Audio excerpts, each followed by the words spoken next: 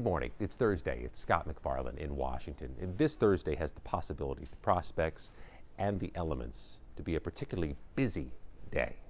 And we know from past practice that federal grand juries tend to convene at the federal courthouses in Virginia on Thursdays, which raises the possibility the Department of Justice takes another crack at getting criminal cases against New York Attorney General Letitia James and former FBI Director James Comey. Both of those cases were dismissed earlier this fall, but the Department of Justice and the Trump administration have indicated they want to get back after it.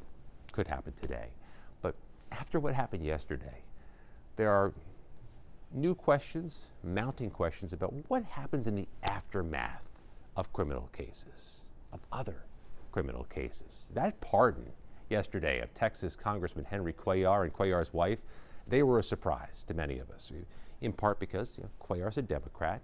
Cuellar is perhaps the best situated Democrat to hold a competitive congressional seat in southern Texas, and because the president hadn't talked publicly much, if at all, about Cuellar's plight.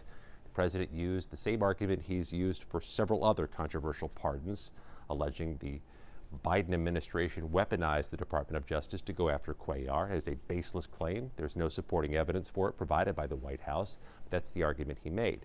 But a deeper review, and through my conversations with several former Department of Justice officials, it's the window of time in which Cuellar's pardon came down that makes it distinctive from some of the other controversial pardons.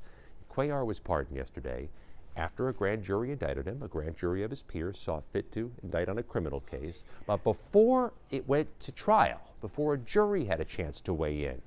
And that window is similar to some of the January 6 pardons. Some of those riot defendants were pardoned before trial. Former Department of Justice prosecutor Brendan Ballou sat down with me and said, quote, "What I think this says about the pardon power system is that fundamentally Donald Trump is personalizing that power and taking away or undermining the rule of law.